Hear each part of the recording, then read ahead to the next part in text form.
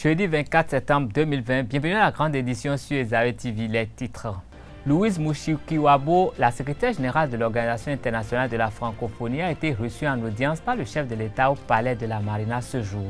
Sa déclaration dans cette édition. Karama Toufagbo n'est plus maire de la commune d'Adjawere. Elle a cédé son fauteuil à Cyril Adegbola au terme d'un nouveau scrutin qui a eu lieu ce jour à l'hôtel de ville d'Adjawere. Le ministre de l'Intérieur et de la Sécurité publique, Saka Lafia, a procédé ce jour à l'ouverture d'un atelier de validation de la stratégie nationale de l'identification des personnes au Bénin Royal Hôtel de Cotonou. Chaque enfant qu'on enseigne est un homme qu'on gagne. L'école est le lieu par excellence de l'éducation. Esaü.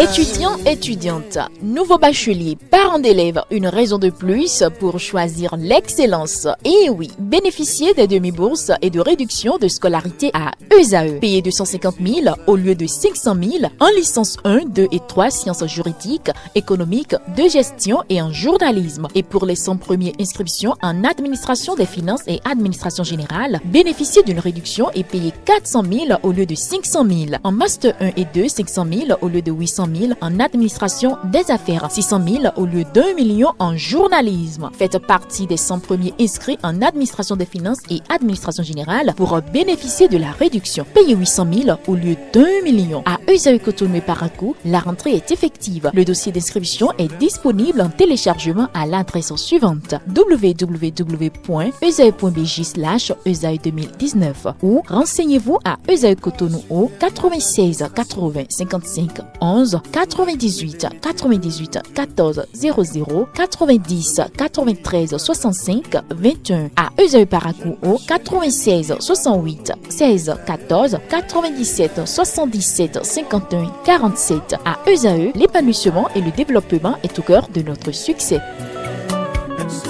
Esaü, l'excellence a un nom.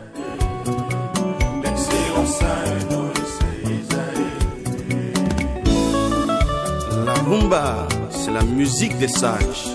Et Esaü, c'est l'école des sages.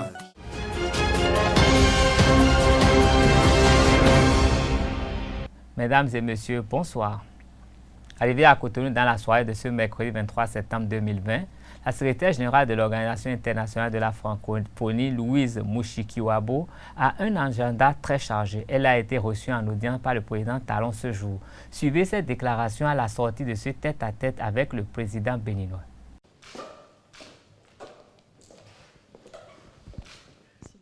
D'abord, je suis très heureuse de cette visite de travail au Bénin. Je suis ici pour la première fois en tant que secrétaire générale de la francophonie.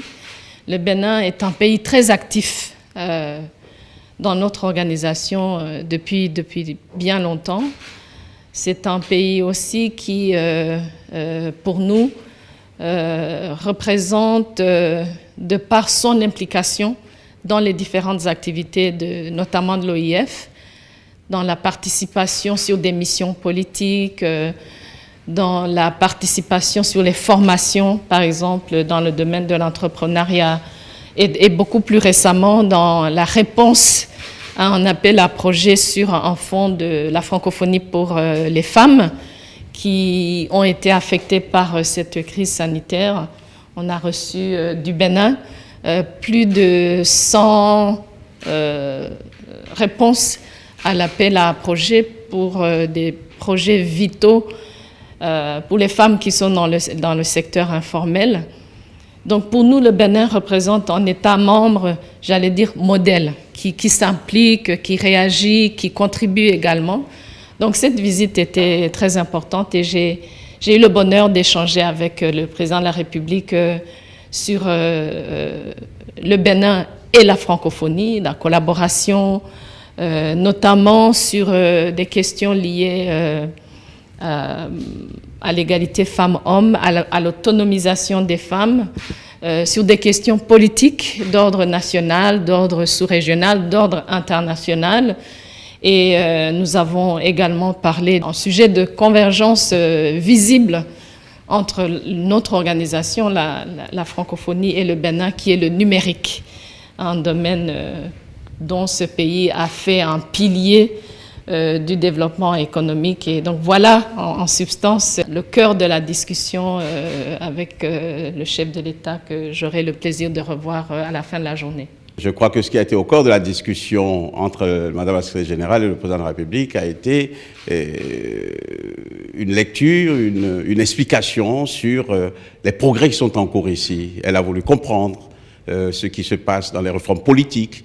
Il faut comprendre aussi comment est-ce que, face à un contexte international particulièrement difficile, ce que pourrait être la part du Bénin dans ce qui se fait. Et je puis vous annoncer que le président a été très réceptif. Vous vous êtes rendu compte que l'entretien a été un peu plus long. Il y a eu ce qu'on appelle en diplomatie une conversation très franche. Et le président, sans détour, comme il sait le faire, a expliqué les contraintes qui sont les nôtres, mais surtout le secret de nos réformes, le secret des succès qu'on commence par observer. C'est la rigueur, c'est le travail acharné, c'est tolérance zéro pour la corruption. Et cela n'a pas empêché le président, malgré cela, d'être très sensible à ce programme sur les femmes qui a été mis en place et où le Bénin va contribuer. Le président a tenu à annoncer à ce que nous apporterons une contribution. Et deuxièmement, le président va soutenir le secrétariat du réseau des ministres francophones de la digitalisation et du numérique, et qui sera, disons, une structure très innovante, parce qu'on ne va pas créer un secrétariat comme dans le passé, mais quelque chose de très pointu, et le Bénin prendra sa part de financement dans cette innovation-là. Après ce tête-à-tête avec le président Talon, la secrétaire générale de la francophonie s'est rendue sur le campus d'Abomey-Calavi en compagnie de la ministre de l'Enseignement supérieur et de la Recherche scientifique, Éléonore Yaïla Descamps, et le ministre de l'économie numérique, Aurélie Adam Soulé-Zoumarou. En leur compagnie, elle a visité le campus numérique francophone de Cotonou. Elle a eu une déclaration également après cette opération. Suivez-la. Je suis heureuse d'être au Bénin pour cette visite de travail. Votre pays est un pays qui est très actif, très proactif, très impliqué dans les programmes de l'OIF en particulier, mais aussi dans la relation avec la francophonie en général, notamment avec l'Agence universitaire de la francophonie. Et donc, tout ceci combiné explique pourquoi je ne pouvais pas, d'abord, ne pas venir au Bénin.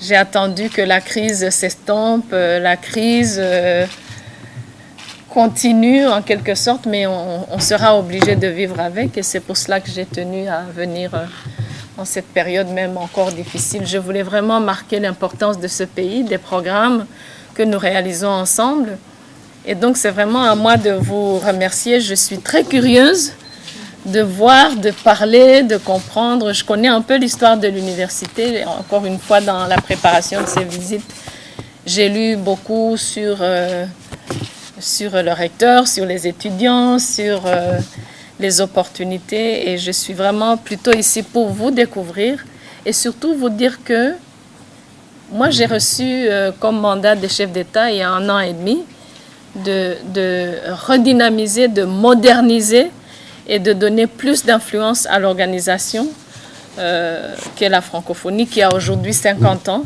Et donc, on est dans cette transformation nous-mêmes, mais peut-être plus en rapport avec mon mode de gestion. Moi, j'aime bien écouter. Ça ne veut pas dire que je fais tout ce qu'on me dit, mais ça me donne une idée des besoins, des attentes. Et c'est pour cela que je suis heureuse d'être ici, et tout à l'heure pour les innovateurs dans l'incubateur, et avec Madame la ministre de l'économie numérique, nous avons de grands projets pour le Bénin dans le domaine du numérique, de grands projets avec le réseau des ministres du numérique qu'elle préside. Nous allons revenir vous voir avec beaucoup plus de temps. J'aurais dû commencer par dire que je suis désolée qu'on vous bouscule, mais comme il fallait absolument que je vienne, même avec un agenda assez chargé, je tiens vraiment à vous dire que je suis heureuse d'être ici.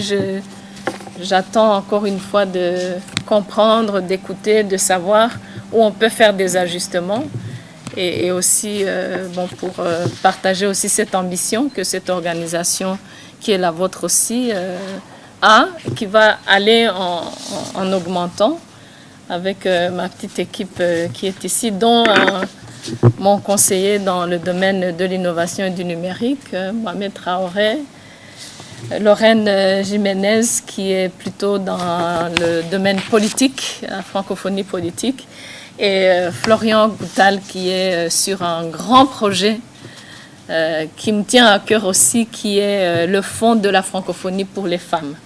À présent, les décisions du Conseil des ministres de ce mercredi. La séance hebdomadaire du Conseil des ministres est tenue ce mercredi 23 septembre 2020 sous la présidence effective du chef de l'État, le président Patrice Talon. Entre autres décisions, on peut noter la transmission à l'Assemblée nationale pour examen et vote du projet de loi portant protection et règles relatives au commerce international des espèces de faune et de flore sauvages menacées d'extinction CITES en République du Bénin. L'adoption des différentes formes d'organisation syndicale de travailleurs, des critères et de leur représentativité, modalités d'organisation de leurs élections professionnelles.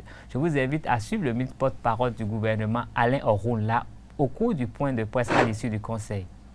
Au titre des mesures normatives, transmission à l'Assemblée nationale pour examen et vote du projet de loi portant protection et règles relatives au commerce international des espèces de faune et de flore sauvages menacées d'extinction CITES en République du Bénin.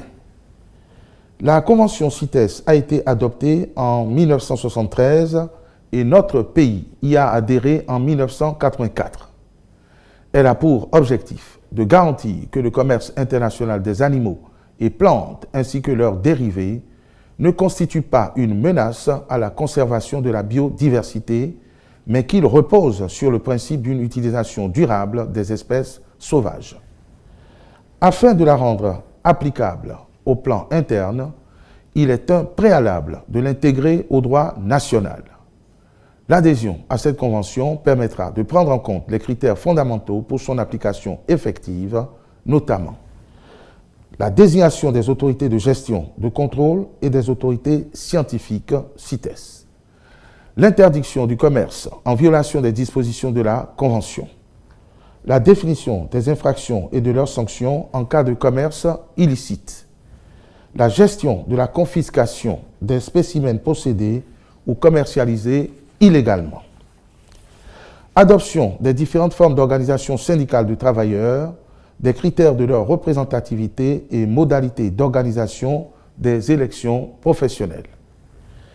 Dans la perspective de la tenue des élections professionnelles, dont la dernière édition a eu lieu en 2006, il est apparu nécessaire de procéder à une relecture des textes qui les régissent. Ceux-ci sont relatifs aux différentes formes d'organisation syndicale de travailleurs, aux critères de leur représentativité, puis aux modalités d'organisation des élections professionnelles. Les mêmes textes définissent les conditions de tenue des dites élections au plan national et dans les entreprises et fixent les critères de représentativité des syndicats. Au terme des travaux du comité tripartite préparatoire mis en place à l'effet de préparer ces élections, il a été convenu de procéder à la modification des décrets y relatifs. Les amendements préconisés visent notamment à déterminer la représentativité des syndicats dans les entreprises et établissements, les institutions de la République, les ministères, les départements, les communes ou branches d'activité. Modifier les taux de représentativité prévus par les décrets en vigueur en passant de 30% à 20% pour les syndicats de base et de 15% à 20% en ce qui concerne les centrales et confédérations syndicales. Assurer la participation de tous les secteurs d'activité. Octroyer un accompagnement financier aux syndicats de base représentatifs ou à la centrale ou confédération représentative s'il y a lieu. Fixer la durée des mandats des organisations syndicales à 5 ans au lieu de 4 ans.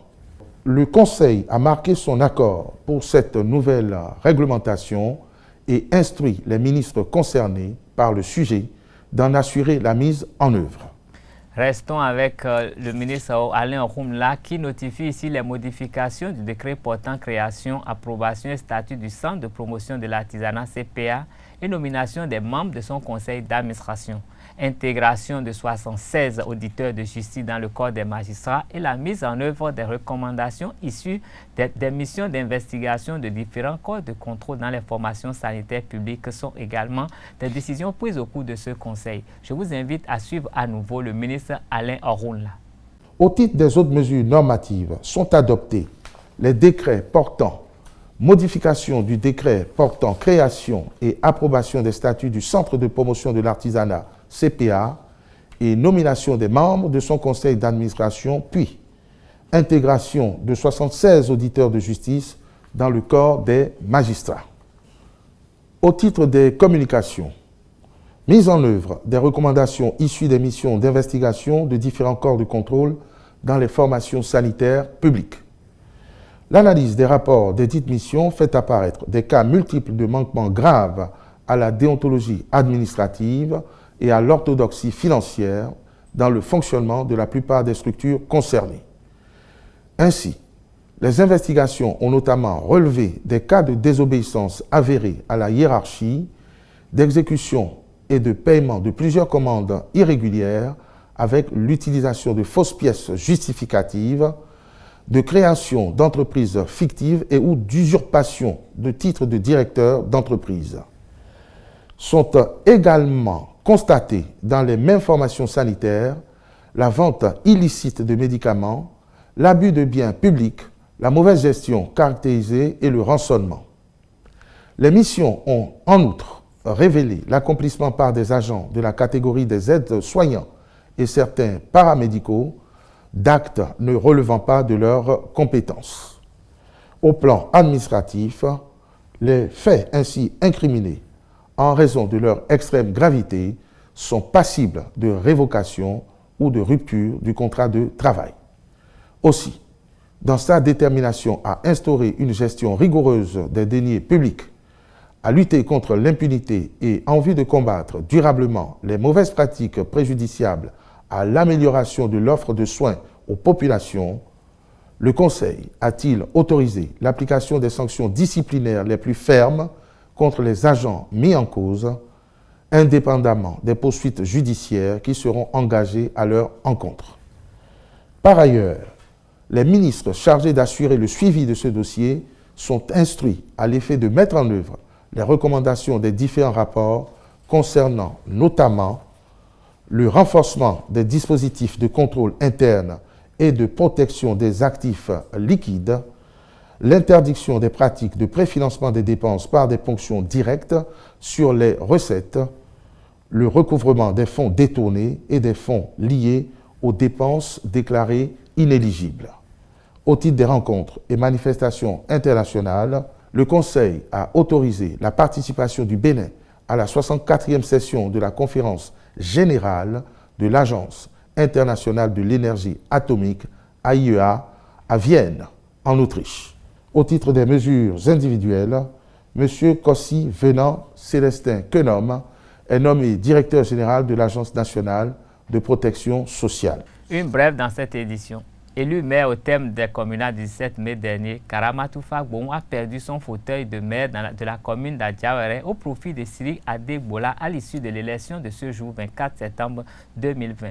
L'élu du parti Union progressiste a recueilli 17 voix pour et 7 contre. Cette nouvelle élection est la conséquence de l'invalidation du siège d'un élu du bloc républicain par la Cour suprême. Revenons à Cotonou et plus précisément au Bénin Royal Hotel qui a accueilli ce matin l'atelier de validation du document de stratégie nationale de l'identification des personnes validé par l'exécutif et qui fixe les orientations stratégiques, les objectifs et les actions prioritaires dans le secteur. La stratégie nationale d'identification des personnes s'est révélée nécessaire suite aux réformes majeures déjà engagées par le gouvernement. Il est question de perspectives de rénovation qui se dégagent de ces réformes et de l'inclusion en Afrique de l'Ouest ainsi que de la phase pilote régionale d'élaboration des schémas directeurs nationaux dans le cadre de ce projet. Le ministre de l'Intérieur, Saka Lafia, a procédé ce matin à l'ouverture de cet atelier au Bénin Royal Hotel de Cotonou. Suivez un extrait de son discours introductif. L'identification des personnes, comme vous l'imaginez très bien, favorise la prestation de services par voie électronique et augmente l'efficacité de l'action publique en faveur de la population par la création de nouveaux produits et services en ligne. À cet égard, mettre en place une stratégie d'identification devient un véritable enjeu de développement durable. Ainsi, le document appelé à être validé traduit la volonté du gouvernement de se doter d'un cadre de référence pour asseoir un système d'identification fiable, sécurisé et statistiquement utile sur l'ensemble du territoire national. La vision de cette stratégie est qu'en 2025, le système d'identification au Bénin est moderne, intégré, performant pour une identification unique de la personne humaine conformément aux normes et standards internationaux. Plus spécifiquement, cette stratégie vise à faire de l'enregistrement au registre national des personnes physiques un mécanisme crédible d'identification de base de laquelle découleront l'enregistrement à l'état civil et l'identification formelle sur support physique et ou électronique par un numéro unique et personnel d'identification. Il s'agira à terme de promouvoir et de garantir un système efficace et accessible d'enregistrement systématique des faits et des statistiques d'état civil, notamment les naissances, les mariages, les décès, conformément aux principes directeurs énoncés par les Nations Unies. Mesdames et messieurs, je voudrais remercier et féliciter tous ceux qui ont contribué à l'élaboration du document de stratégie soumis à votre validation. Le gouvernement est convaincu que la validation de ce précieux instrument contribuera à améliorer la gestion de l'identité dans notre pays. C'est pourquoi je voudrais exhorter tous les participants à s'impliquer dans sa finalisation et plus tard dans sa mise en œuvre.